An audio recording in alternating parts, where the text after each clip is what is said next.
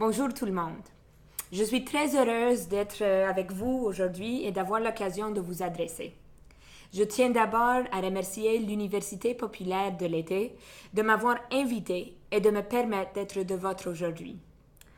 Il m'aurait fait un immense plaisir d'être avec vous en personne, mais j'ai malheureusement eu un empêchement de dernière minute. L'Université populaire a eu l'amabilité de m'accommoder et de me permettre de partager mes pensées avec vous à distance. Pour cela, je les remercie.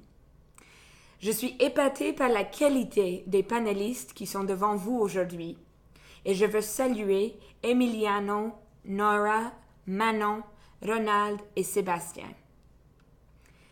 Vous qui êtes rassemblés ici désirez d'abord et avant tout le changement. Vous n'êtes pas satisfait ni du statut politique actuel de votre nation et vous êtes encore plus insatisfait du système économique dans lequel le Québec évolue. C'est en partie cette réflexion qui m'a amené à me lancer dans la course à la chefferie du NPD. Cette insatisfaction face au système politique qui nous met des obstacles à la majorité et qui est au service des grandes entreprises et des mieux nantis. Une statistique expose cette injustice peut-être mieux que tout autre. Cette année, 2 milliardaires canadiens possèdent autant de richesses que les 30% les plus pauvres.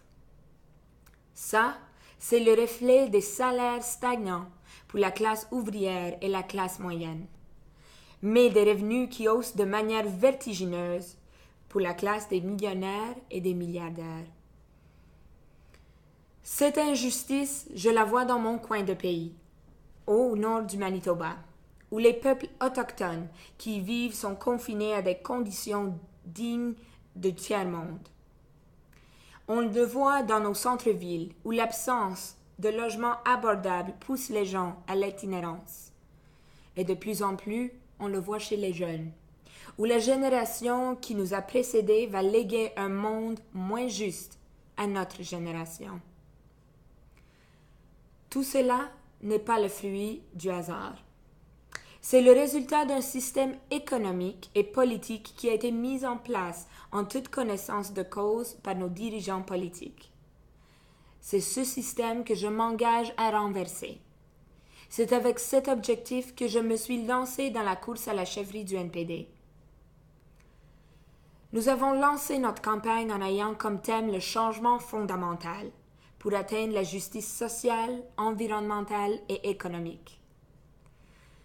La question que je propose que nous posions serait: est-ce que le Canada, comme entité politique, est capable de gérer un changement? Est-ce que le Canada peut vraiment prendre un tournant économique différent de celui qui semble voué à gérer le monde? Je le crois, et c'est pour ça que je milite. Le Canada peut poser des outils dans les mains des gens qui souhaitent lutter pour l'équité. Un exemple récent me vient en tête, alors que des Québécois et des Québécoises ont pu utiliser la loi canadienne sur la santé afin de protéger l'intégrité du système public. Je souhaite reprendre ce modèle pour mettre en place la gratuité scolaire au Canada et je souhaite élargir le modèle en matière de santé pour inclure la santé dentaire. La santé et l'éducation sont des piliers de notre filet de protection sociale et je m'engage à garantir leur universalité en tant que droit fondamental. C'est le filet de protection sociale qui a été attaqué dans les dernières années. Attaqué par une idéologie politique qui a eu différents slogans. De la lutte à tout prix pour le déficit zéro à la réingénierie de l'État. C'est une idéologie politique qui a eu comme résultat de faire passer les profits des riches et puissants devant la prospérité de la classe ouvrière et de la classe moyenne. C'est une idéologie qu'on appelle néolibéralisme et qui doit être remis en question. Le néolibéralisme est l'état des choses que nous avons acceptées, mais que nous n'acceptons plus. Le néolibéralisme est un choix, pas une obligation. Les choses peuvent être plus justes. Il faut agir pour que le grand capital, celui qui passe toutes les frontières sans passeport et sans obstacle, il faut l'arnacher pour qu'il serve à la prospérité de la majorité. Le malaise des Québécois, je le comprends. Vos rêves, personne n'a le droit de vous les retirer. Je m'inspire des rêves que plusieurs d'entre vous partagez. Changer fondamentalement le système politique et économique, les systèmes qui nous oppriment. Moi et plusieurs Canadiens et Canadiennes de gauche s'inspirent des mouvements que vous avez bâtis. J'ai été inspiré par le printemps érable de voir des dizaines de milliers de Québécois et de Québécoises prendre la rue pour défendre l'accès à l'éducation. C'est entre autres pour ça que notre campagne a développé un plan pour atteindre la gratuité scolaire. J'ai été inspiré par le mouvement environnementaliste québécois qui continue de se mobiliser. Et c'est notamment pour ça que notre campagne a dit non à l'énergie Est et a présenté une vision pour une économie sans carbone. J'ai été inspiré de la solidarité dont a fait preuve la société québécoise envers le peuple palestinien.